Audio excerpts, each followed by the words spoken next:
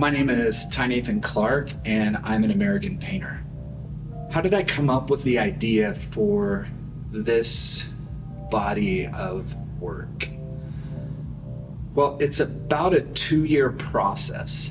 And I just recently came up with the theme, basing my paintings on poems that I've written from the past.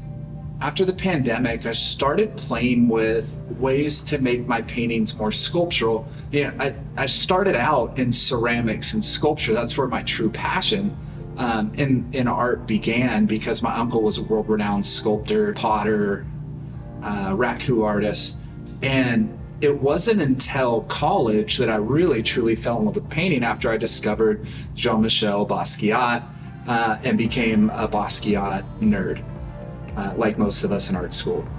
After I started painting, I just never looked back. And towards the end of the pandemic, I was trying to figure out a way to make my paintings more sculptural, to bring them off the wall so that I could hopefully transition into doing more sculpture. And I love fibers and canvas and material. And so I began trying to play with ways of wrapping, bundling, and draping canvas over my paintings and painting on them. At this time, or actually the prior year or two, I'd been playing with monotype printing and just trying to expand and evolve and experiment and grow my techniques with my paintings. And so I started painting on cardboard, and then I would use the cardboard to create a relief print on the canvas by pressing the painted side down, removing the cardboard, and it would leave a relief print or a mark. And I started combining that with my own painting techniques and things. And so it was a slow evolution to take all these new experiments in painting and merge it with folded and draping canvas. And it took about maybe 2 years before I really started kind of putting it out there into the public and showing people.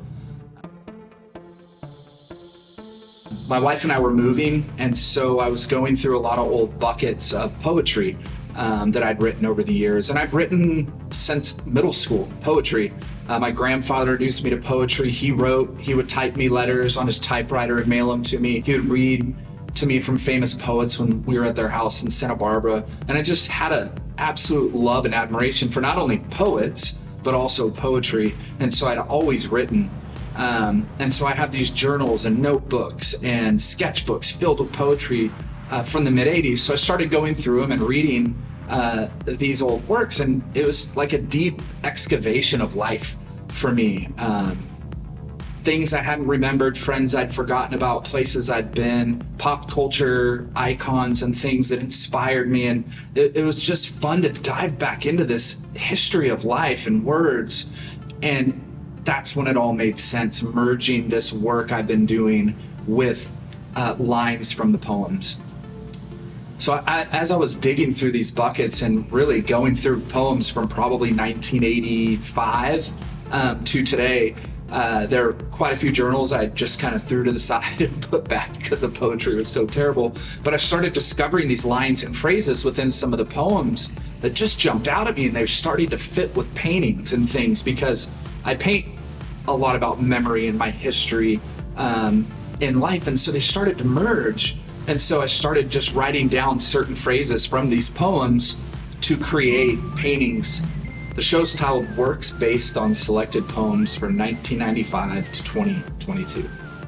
So every one of the paintings, I think there's 35 or 36 in total that I've created so far. I've selected a pretty high number of those for this show. And they're all from lines from poems from 1995 to today, 2022. And one of the other fun things I did while working on this was create a playlist for the opening that has music and artists that are from all of those decades of me writing poetry.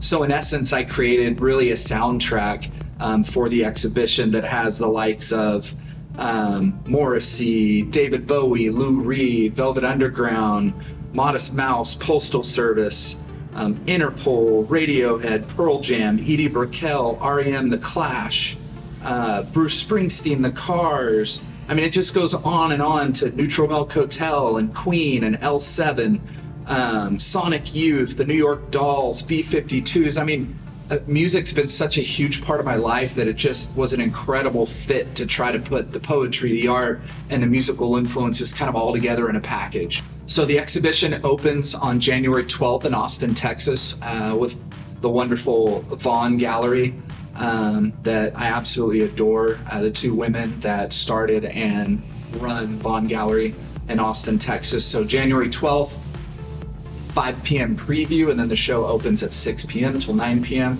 I'll also be giving an artist talk that weekend on Saturday. So I think it's going to be a pretty incredible evening and experience. I like to create experience with my work. So this is the first time where I've combined written word with my paintings, plus the inspirations of music and sound that's accompanied my journey while I've created all of these things. So I think it's going to be a pretty special experience. At least for me it is.